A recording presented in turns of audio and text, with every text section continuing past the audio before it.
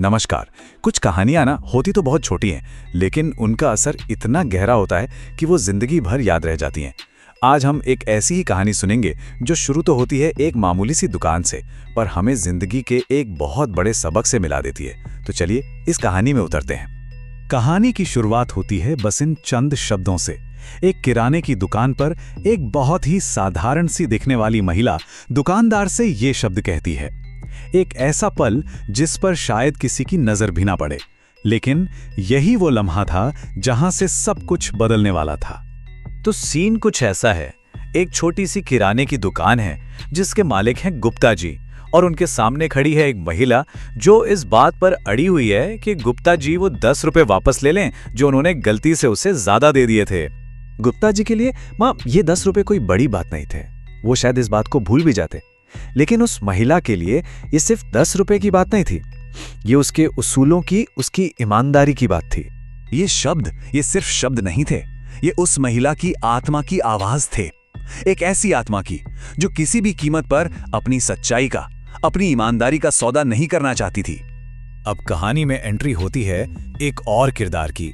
दुकान के एक कोने में खड़ा केशव ये सब कुछ बड़ी खामोशी से देख रहा था, और ये छोटी सी घटना उसके अंदर एक ऐसे तूफान को जन्म दे देती है जिसका बोझ वो न जाने कितने सालों से उठाए घूम रहा था। और इस तूफान की वजह थी एक छोटा सा फर्क।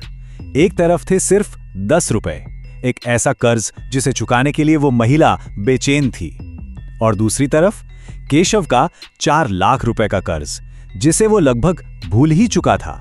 8 साल, सोचिए जरा, 8 साल एक बहुत लंबा वक्त होता है। एक ऐसा राज जिसे उसने अपने दिल में कहीं बहुत गहरे दफना दिया था। किसी को भी कुछ नहीं पता था। वो चाहता तो ये पैसा हमेशा के लिए अपने पास रख सकता था, और शायद किसी को कानो कान खबर भी ना होती।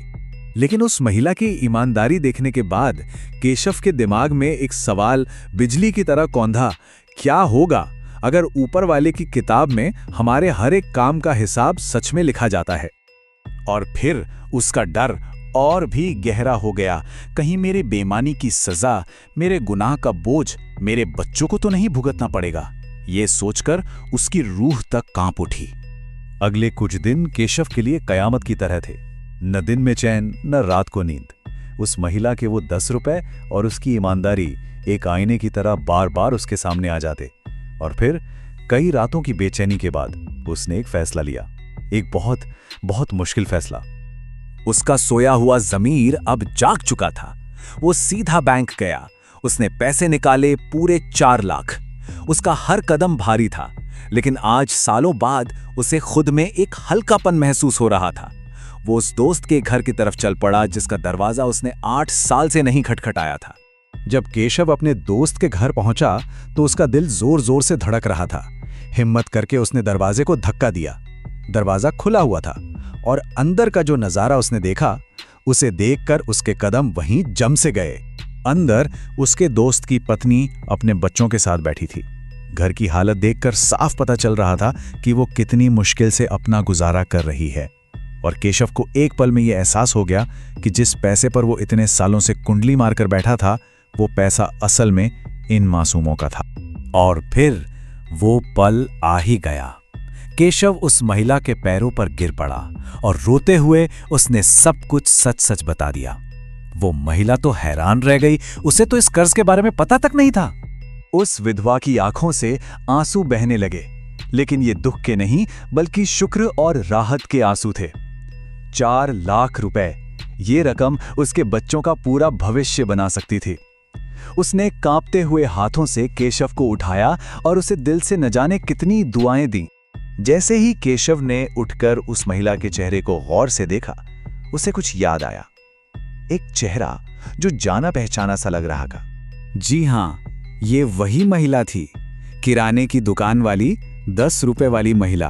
वही जिसकी एक छोटी सी ईमानदारी ने केशव के सोए हुए ज़मीर को हिलाकर रख दिया था।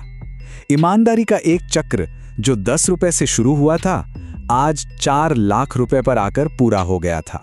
ये कहानी सिर्फ केशव या उस महिला की नहीं है। ये उन हजारों कहानियों में से एक है जो हमारी संस्कृति की, हमारी परंपरा की आत्मा में बसी हैं।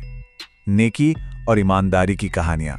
ये कहानियां सिर्फ मनोरंजन का साधन नहीं है, ये वो मशाले हैं जो पीढ़ी दर पीढ़ी हमें सही और गलत का रास्ता दिखाती आई हैं।